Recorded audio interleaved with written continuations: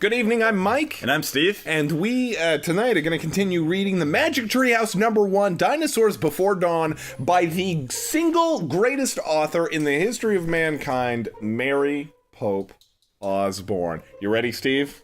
I've been waiting all day. Right. Yes. Yes, I have. Literally all day.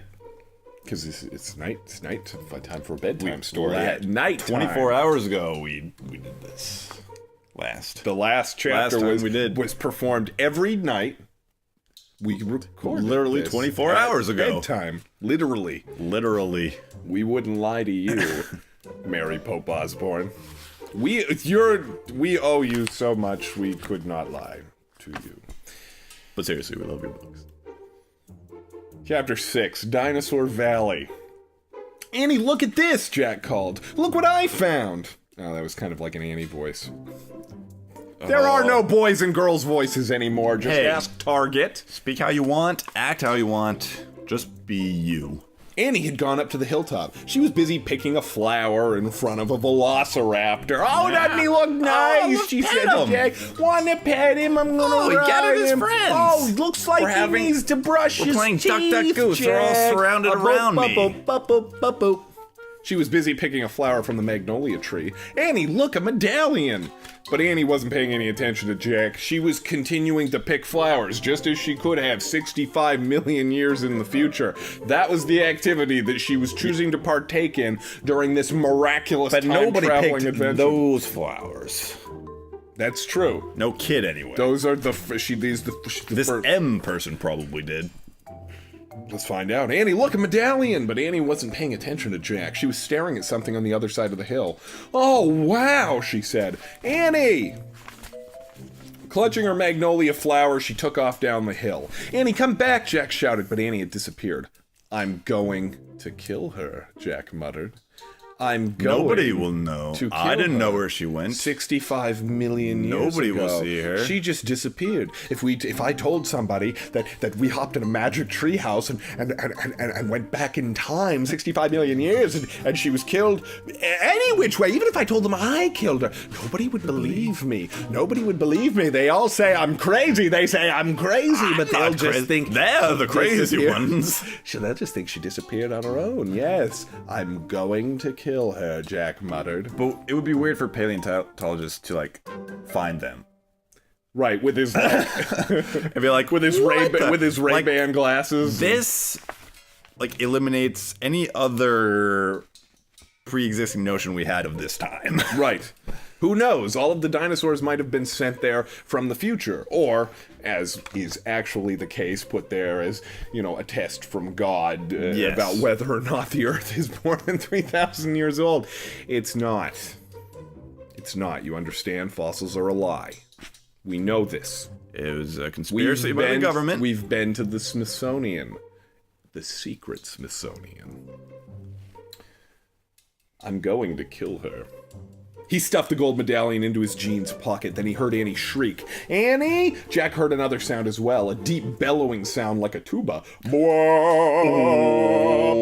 Jack, come here, Annie called. Annie! Jack grabbed his backpack and raced up the hill. When he got to the top, he gasped. The valley below was filled with nests, big nests made out of mud, and the nests were filled with tiny dinosaurs. They look like ducks. Don't they? A little bit. Half of them look like that. Looks like a duck. Duck. Goose. Oh, 2 duck, goose jokes in the first 4.5 minutes of today's reading. That's pretty good. That's pretty. This is a funny one. Jack grabbed his backpack and raced up the hill. When he got to the top, he gasped at dinosaurs. Annie was crouching next to one of the nests, and standing over her was a gigantic duck-billed dinosaur. Oh, Duck! Don't panic! Don't move, said Jack. Jack's always saying, don't panic, Annie. Don't panic! Don't panic! She's just petting these stupid things Jack, without a care in the world. She's like, Jack, they're stuffed animals, Jack. You forgot to take your medication. It's okay. We're gonna get you home tomorrow. Don't panic! He found a bottle cap with an M on it for malt juice. Malt juice. You know, the popular worldwide brand malt juice with the recognizable green cap with the M on it. It's what he found, and he's fantasizing that it's Something second else. only to Coca-Cola. It's right in there between Pepsi. Malt. You have any malt juice? No, is Pepsi okay? No, I kind of want That's malt. a common thing at Pizza Hut. He knelt on the ground. Okay, move towards me slowly. Sorry, the huge dinosaur was towering above Annie, waving her arms, making her tuba sound. Jack stopped. He didn't want to get too close. He knelt on the ground. Okay, move towards me slowly, he said. Annie started to stand up. Don't stand, crawl, said Jack, clutching her flower.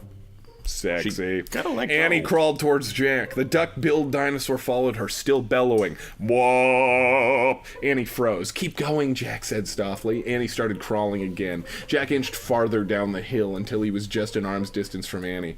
I liked it, the flying dinosaur with the sharp beak. Nah, no, go ahead, Jack, touch it. The one with the 3 menacing horns. Nah, it's okay. Come on, Jack. He looks very friendly. The one with the duck bill, and suddenly everybody's in a panic. Jack read up on the fact that that ducks actually have penises as long as their bodies. They retract They like do. tape measures, but they they're all- corkscrew out. They're insane. They're coily. Yeah. And now his concern is that a giant duck-billed platypus would have giant duck-billed pillar. would just have a huge Telephone pole telephone-sized corkscrew penis. And, it's kind of difficult to go home and tell your parents that your younger sister was killed by a giant telephone pole thick duck-billed dinosaur penis. It's a difficult thing to explain. It'd be an awkward conversation. We've all been there, or if we haven't, we'll all be there at some point in our lives. But trust me, when that situation presents itself, you really don't want it to happen because awkward. They'll understand. They've been there, so feel free to talk to them. Stay down, he said. He crouched next to her. Bow your head. Pretend to chew. Pretend to chew. What? Pretend to chew. Where? Chew? Oh, yeah. Chew? Yes, I read that's what you do if a mean dog comes at you. Chew? Really? If a mean dog is coming at you, you're supposed to pretend to chew? Is that some sort of... Well, like, I guess so, or just kind of a... I used to go door to door, and I What was do you scared of dogs, and that seems fucking weird to me. We're gonna have to look that. I mean, again, the She greatest says it. writer in the history of all trust what mankind, she's Mary Pope saying. Osborne, wouldn't lie to us. I trust what she's just saying, have but- never heard that before. I don't know. She's no dog, Jack, said Annie. Just chew, said Jack. Jack and Annie both bowed their heads and pretended to chew. Soon the dinosaur grew quiet.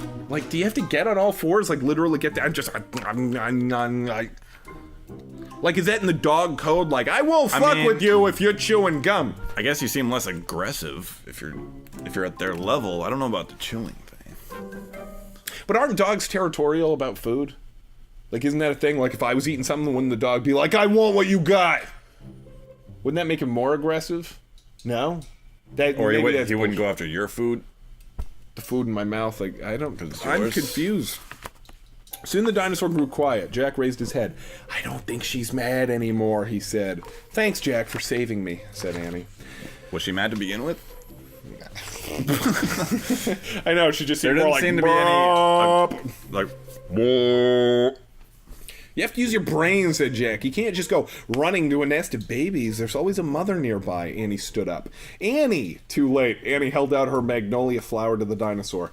I'm sorry I made you worry about your babies, she said. No. The dinosaur moved closer to Annie. Little She grabbed the flower baby. from her. She reached for another. No more, said Annie. The dinosaur let out a sad tuba sound. Wah, wah. But there are more flowers up there, Annie said. She pointed to the top of the hill. I'll get you some. Annie hurried up the hill. The dinosaur waddled after her. Jack quickly examined the babies. Some were crawling out of their nests. Where were the other mothers? Jack took out the dinosaur book. Jack took out the dinosaur book. He flipped through the pages. He found a picture of some duck-billed dinosaurs. He read the caption. Oh, God, we gotta sound this out again. The Anatosauruses.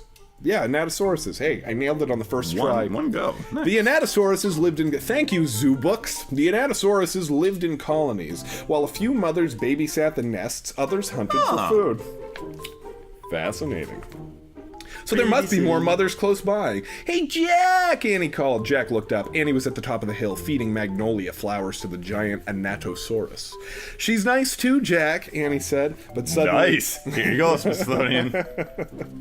Yeah, so Steve and I are on call. We get called in, we go in, and we categorize which dinosaurs were nice, and which dinosaurs were big ol' meanie. Probably blinked kind of slow. Probably blinked kind of slow. Yep.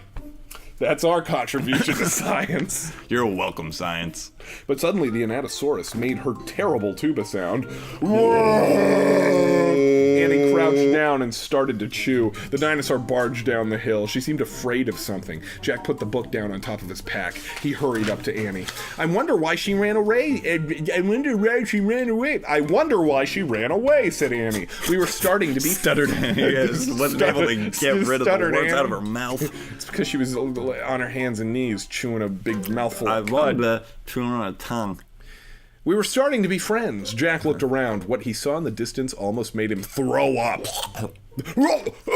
Something gross. An enormous, ugly monster was coming across the plains. Well, that's not fair. That is not how we, at the Smithsonian, characterize monsters. He was walking on two big legs and swinging a long, thick... tail and dangling two... Oh, God. He was swinging along. Yeah. Let's play Dinosaurs Before Dark Mad Libs. Ready? He was walking on two big legs and swinging a long, thick blank and dangling two tiny blanks. Don't fill in the words. Keep going. He had a huge blank and his blank was wide open. Even from far away, Jack could see his long, gleaming blank. Tyrannosaurus Rex, whispered Jack. And we'll continue again with Magic Treehouse number 1, Dinosaurs Before Dark, by the greatest author in the history of mankind. Mary Pope Osborne. Good night, Steve. Good night, Mike.